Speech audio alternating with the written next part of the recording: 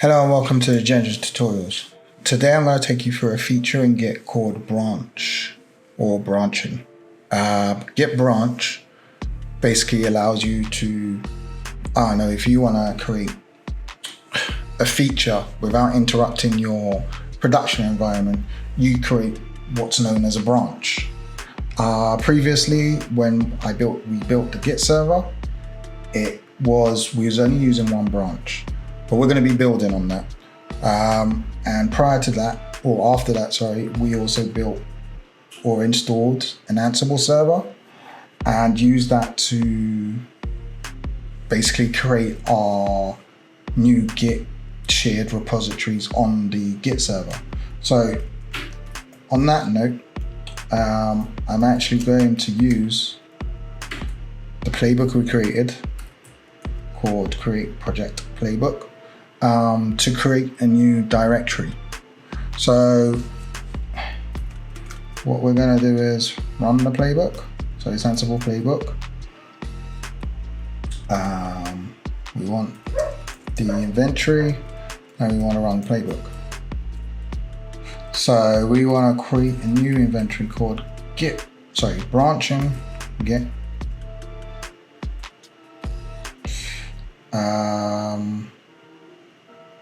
Okay, so I got to enable my ssh agent. So eval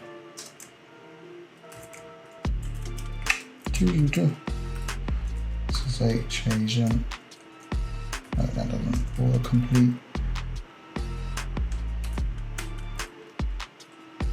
And then add the key. Add.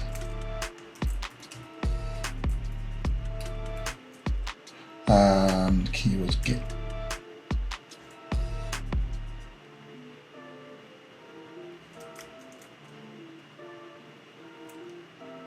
What did I do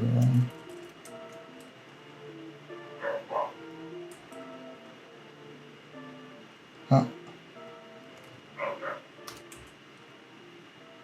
Error connects into agent.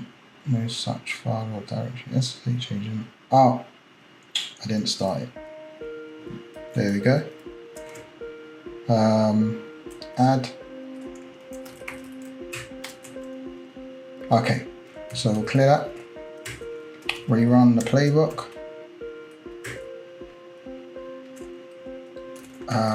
As it didn't create it because it didn't complete. Branching Git. It's thinking about it, so it must have connected. Yep. Okay, so it's created the directory. So now I'm just going to clear this, go up a level or go back. You can go back one level, it depends on how you're running it. And then what I want to do is initiate the new directory called Git branching, branching Git.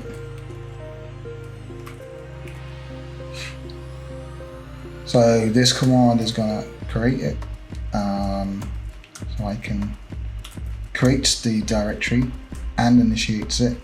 So you can do an ls-la. So as you can see, it's just been created. So now I just want to add a file. So I'm just going to attach a README file in there. So I can push a change, commit and push a change to the remote. So we want to add the remote, git remote, add origin, and then the username and server address 9, and then the repository that we just created. So .git. Remember, that's the naming convention. It needs to end .git on a remote repo. So that should add successfully. Git add. Well, I'll test it when I push. Git add remote. We need text, and then you can see it's going to tell us that we need to commit. So git commit messages initial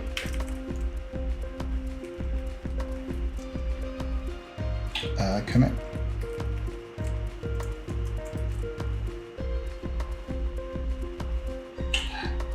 So now what I want to do is git push origin to the master,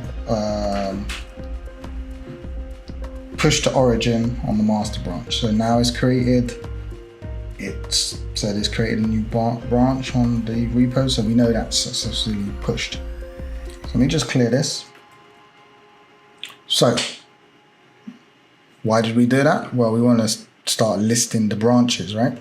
So what branch are we on? I mean, in my view, I set this up. I can actually see the branch that I'm currently on, but you may want to see what branches are available. So what branches are available? So we have the master branch. This is our local. This is known as our local. If you want to see what we have on our remote, so now it's slightly different. It's saying on origin, which is our remote repo, has a master branch. Okay, we can see all of them. So this lists the local and the remotes. Still, when you specify in the remote, it will be origin/master.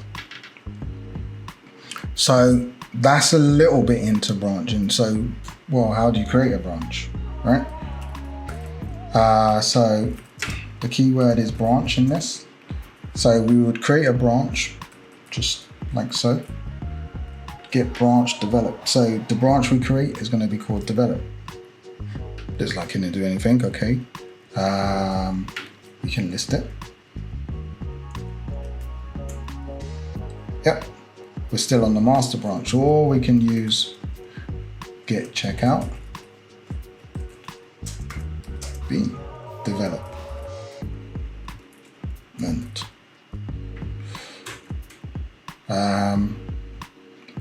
Okay, says that we switch to a new branch. What does that mean? Okay, let's list that again.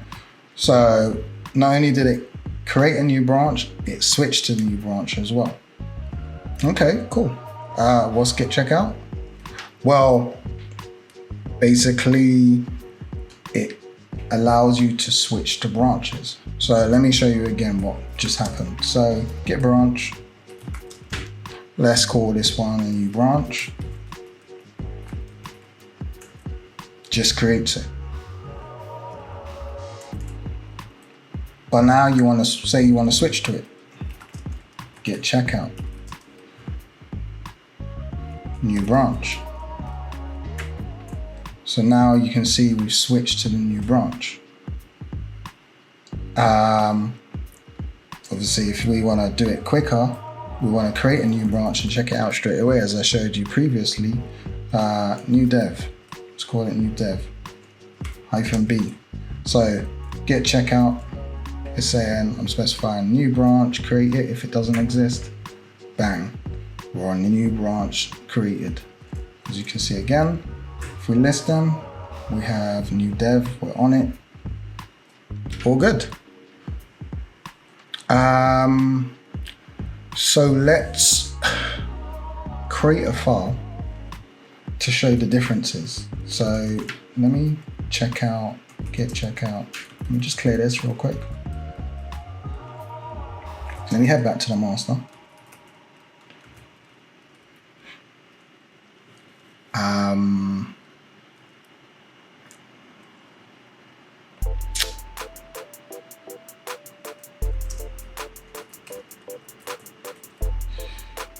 And we can list what we have there. So we've got the README file. And then let's just check out the development. See if they're the same. Yeah. Okay. Again, files are the same. readme.txt, readme.txt. So, you know, we're trying to demonstrate what the differences are between the two. So let's just create a file with some text in it. So I'm just going to say echo, this is a test for branching.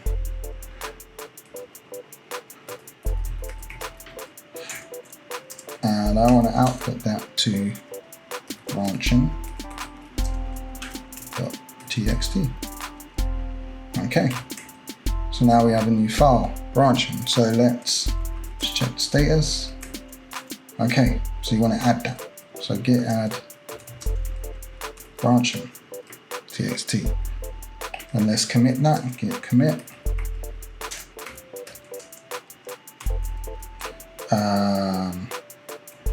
Add in the branching.txt file for testing. Okay. So, as you can see, there's one file's been changed. It gives our basic, it's on the develop with the reference and the message. So let's just look again. So ls, okay, is this the same on master? Let's check it out. What's just happened now? Is it the same? We'll do an ls. No. So the change only affected the develop branch. It didn't affect the master branch. So that's how we can, you'll check it out if you're testing and you want to use a particular branch, you check it out, and then that will be the one that's being in use. If you want to use your master branch, you got to check that out, and then any features in that will be used. It depends if you're referencing it externally, it's slightly different, but at the moment, because I'm on the master branch, whatever I do will be working on the master branch. So how do you delete a branch, right? So let's just clear this. So we'll list our branches again. So say we want to delete a branch, let's get branch. So get branch allows you to create, list, and delete branches. That's its main features. So option -D, and then you specify the name of the branch you want to delete. So we'll just say we want to delete the new branch. Okay, deleted.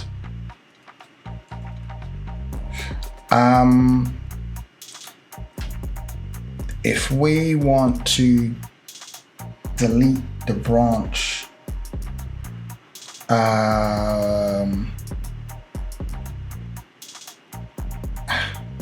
so if you want to delete a branch that you're on, you would have to check out of that branch. So basically, you can't be on the branch that you're trying to delete. So for instance, or if you want to, I don't know, delete multiple branches like as well, you can use, you can just list them. So that last command, so I want to delete dev and development. Let's just list what we have first of all, just to kind of show where we are. So obviously we just deleted new branch. So as you can see, it's gone in our view. So now we want to delete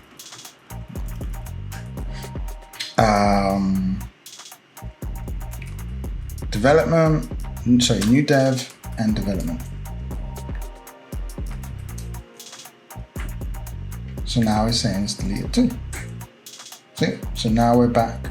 So we're not back to the original, but we're on we now have master and develop. So, okay, cool. Let me just clear this. So if you start having multiple branches, you may want to push. So like previously when we've pushed, we've had to specify the remote name. So let's push some data right now. So we're going to push the master, but we're going to use a new option called U, which means track the upstream or set the upstream. So that means that when we do set origin to master, it will start tracking the remote branch for any changes. So if I do git push now, it's going to push the data, but then it's going to set up. It says it's set up to track the remote branch from origin. If we want to check, set all our branches, so you can just set the remote, and you can use the keyword all.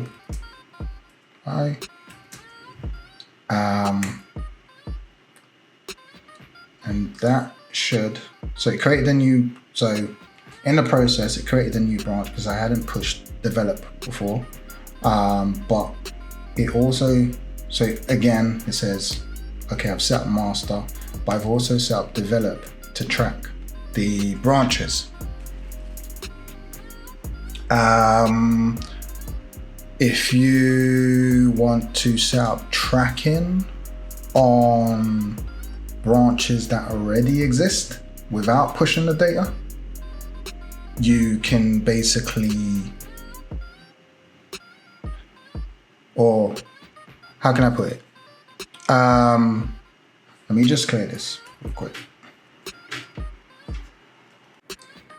So basically, to set up tracking on existing branch, so we're gonna create some new branches just to demonstrate this first of all. If I can spell branch, so we're gonna have, I want to call it branch 1. We'll set up 2 and 3. So we will list the branches. So now we have those 3 new branches, but we need to push them so that it creates the remote repositories to allow the tracking. Because if we do git branch, not 2, R, the only ones it knows of are the ones that we've pushed. So you need to push to set up the remote repositories. So let me just clear this down. So we can push them all to origin, git push.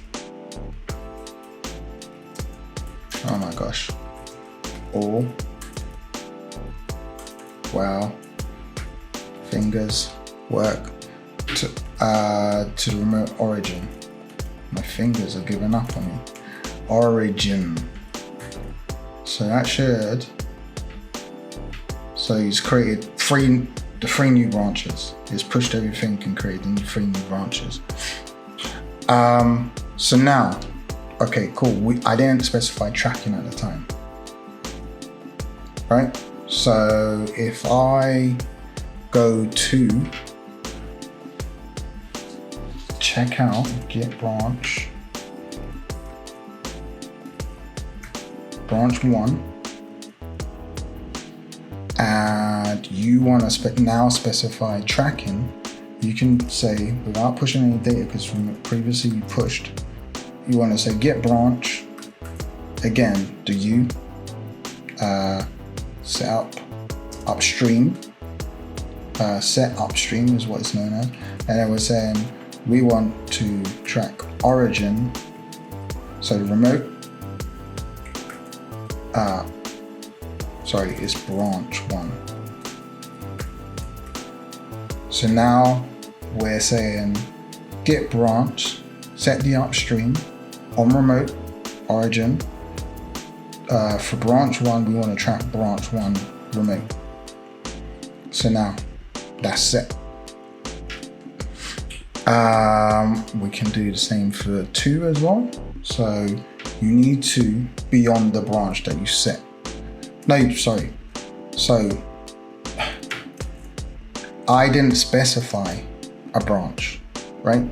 At the end on what I'm setting. So I've just said set the branch here, origin branch, and it defaults to the current branch that you're on. But if I want to say branch 2, so bear in mind I just changed that to 2, whereas that was 1, so it's set it on this. But if I wanna now say, okay, I want to set up tracking on branch 2, this is where you set your branch. This is after you set the remote, you set your local. So now you see it says branch 2 was set up to track remote branch 2 from origin. Right? So how can we confirm that all this tracking's been set up? So you can do git remote, git branch, and it's pretty much very verbose. Can't remember what the VV means, but it's more than your basic. So here we can see this is what it's saying. So the only one we didn't set tracking up on was branch 3, sorry. So you can tell that we've got tracking on and what is tracking to. So branch 1 has tracking to origin, which is the remote name that we gave it, branch 1, because you can have different remote names. You could have another remote called backup or develop, which you name it. So it doesn't have to be origin. So all apart from branch 3 are being tracked. So how can we kind of, okay, so we know that tracking's enabled. Let's see, like tracking should be able to tell us whether we're in sync, out of sync, and so forth. So how does that work? Okay, cool. So what we're gonna do is we're gonna add a file on the current branch that we're on to test it. So let's just echo testing tracking at, I'll just say date. So this is gonna input the date into the file and output this to a tracking file, or a file that I called tracking.txt. So yep, that's good. So we'll just do git. You can do git status, it's going to tell us we need to add it. So git add tracking txt and commit that. So you need to commit it to actually kind of say, for it to trigger. Adding tracking.txt to check sync. Nope. Okay, so it's created it. Let's clear this down. So if we hit up again, let me see if we can see any difference. So we done it on branch 1. This is branch 1. As you can see, asterisks the color as well. It now says we're ahead by 1. So it's out of sync with the remote. So when it's saying it's ahead, it's representing your local repository. If you're behind, that would be the remote. So again, another way of checking. So on the current branch that you're on, you can use git status. Again, it tells you, so once you've got tracking enabled, it will tell you whether you're in sync, out of sync. So it says your branch is ahead of origin branch 1 by 1 commit. So that's what that meant by ahead 1. So now this is basically telling us, like, yes, it's ahead by 1 commit. So as I said, I've committed something and it's like, okay, cool, you need to, it says use push to basically update the remote repository. So what we're gonna do, hold on, let me just clear this down, is we're gonna see So just show what the current state is. So we're on branch 1. We're gonna clone our current repository as it is without committing anything. So I'm gonna create a new directory called branching clone.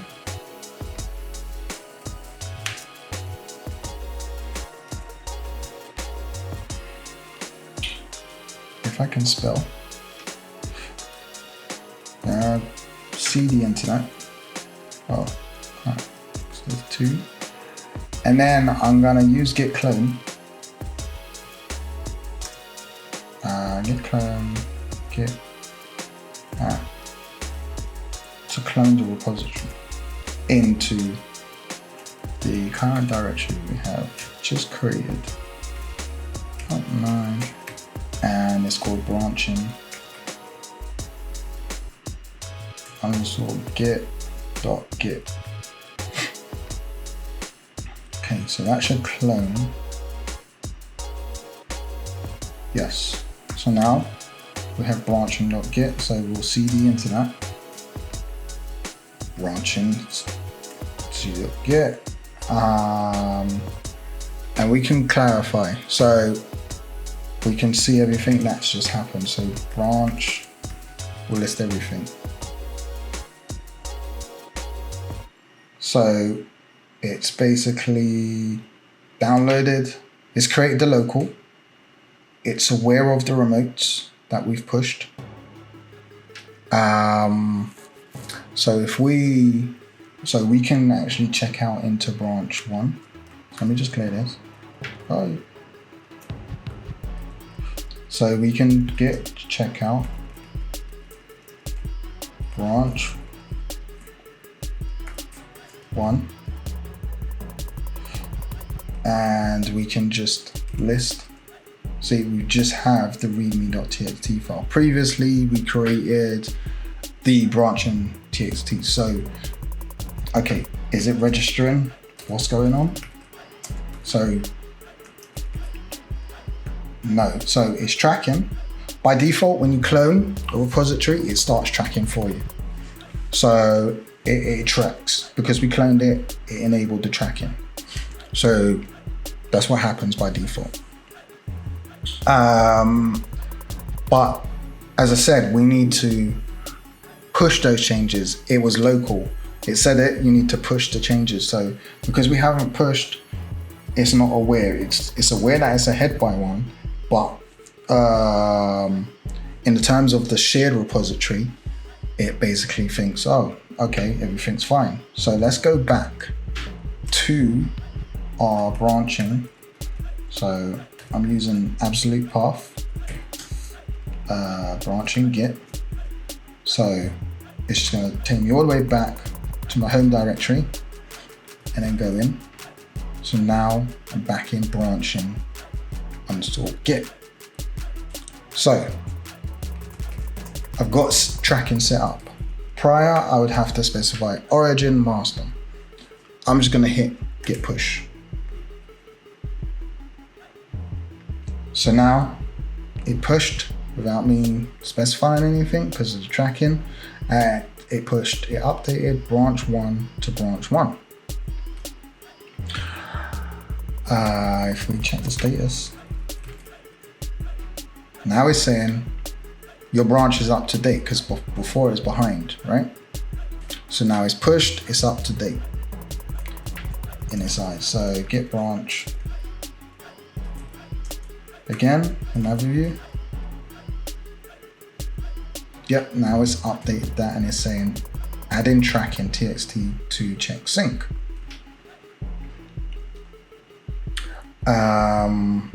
So let's go back.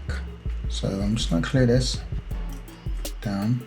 So we're going to cd back to branching clone. And then into branching git. We can list again. Still out of sync. Git branch. VV. Everything seems normal. Seems okay. It's not aware. So what's the point in having tracking if we can't figure out, if it doesn't automatically update for you? You have to use a feature called git fetch, which I suppose it works hand in hand with the whole branching. So what this does is git fetch will go and just sync the data that it has about the branches. It stores the information in a file called .git /fetch head, and it references the branch names and the current reference. So it doesn't update anything. It doesn't update the files. So let me just show you exactly what I mean. So if we just do git fetch,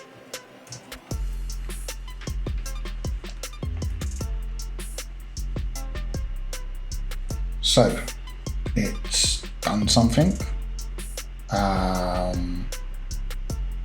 It's basically saying it's updated for branch 1, because remember we made a change. So, okay, what did it do? Let's just list it again and see. So now it's saying we're behind by 1. See? So our message is initial commit, whereas on the branching underscore git, our original one, it had the add-in tracking txt. So if we do git status, it says you're behind by 1 and can be fast forwarded. How do you do that? Git pull. We've got tracking on, so just very simple, git pull.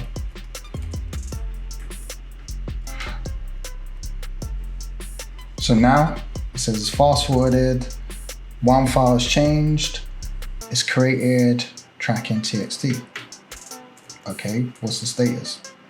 All up to date. Oh, okay, cool, that's fine. ls, now we have the tracking file. So you have to sync it up yourself. So to make sure that everything's in date, you may go to do a push and it says you're out of, it will kind of do a git fetch, or is it? Yeah, if you do a pull, basically it does a git fetch and then a merge. That's basically what the pull just done. It does a fetch first, updates the data, and then it pulls.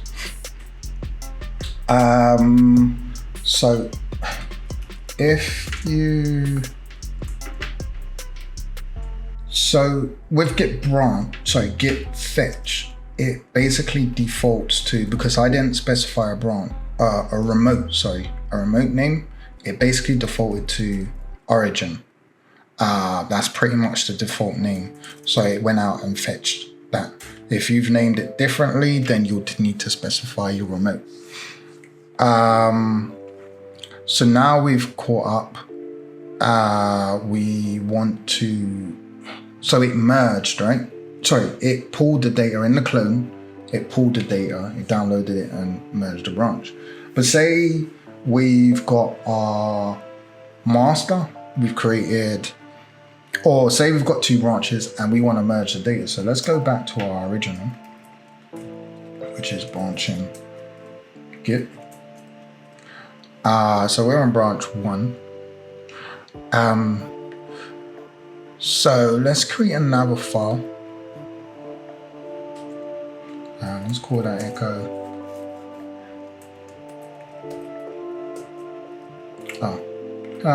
Tried to do autocomplete. Doesn't know. I haven't set up any artificial intelligence for this just yet. Branches, merging branches. I'm just going to output that to merge text. Merge text file, sorry. Add that and commit.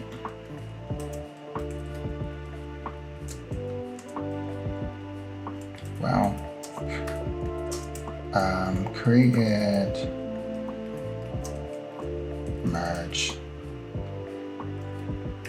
txt. Okay, done. So, okay, so we're on branch 1. But we want to get this data into branch 2. We want branch 1 and 2 to be the same. At the moment,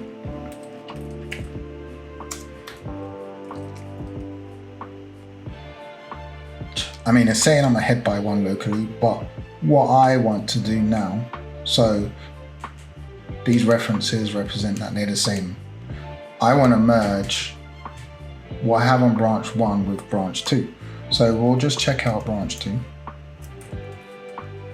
So git checkout branch 2, and if we do an ls, it's just got the readme file. I think branch 1 had 2 like file. It had another file in it. So all these changes, like say you're developing, so imagine branch 1 is your development, branch 2 is your production, or it's a test with a load of other developers. So what we want to do is we want to just basically merge branch, git merge branch. I should never have named these directories. That's what's getting my head. So we want to, because I want to merge branch 1 into the current directory I'm on. So I'm saying merge 1 into 2. See that? So it's fast forwarded, it's merged text and tracking. So if we do ls now, it basically commits straight away. If you didn't want to commit straight away, so if we do git status, so it's fine, it's just a head by 2 commit. So git branch vv, it's head by 2, head by 1 because we previously pushed. But let's just jump on to say branch 3. Nothing's happened on that. So let's just clear this down. So we will check out branch 3. So say we wanted to merge but not commit. We could do git merge, what was it, branch 1, no commit. But because it's fast forwards, basically it's updating. The no commit doesn't work, so you also have to specify no ff as well. So for it not to commit, no ff. So it should, yes. So it merged. It didn't fast forward. So if you do a git status, now it says that changes to be committed. So they're hanging there. The files are there. It's not been committed. It can be aborted if you want. So to continue, you have to do a commit. But like you may want to edit the file. Vim merge, say txt merging branches, right? And then we'll just add changed prior to commit, and we will save that. So now if we do a status, you need to add it because you made a change. So we'll just do git add merge text, and I'll bring that back in line. And now that is slightly different. It's out of sync with the original one, but you may want to make a change, and then you just commit it as you would. So git commit. Let me just clear this down. Git commit message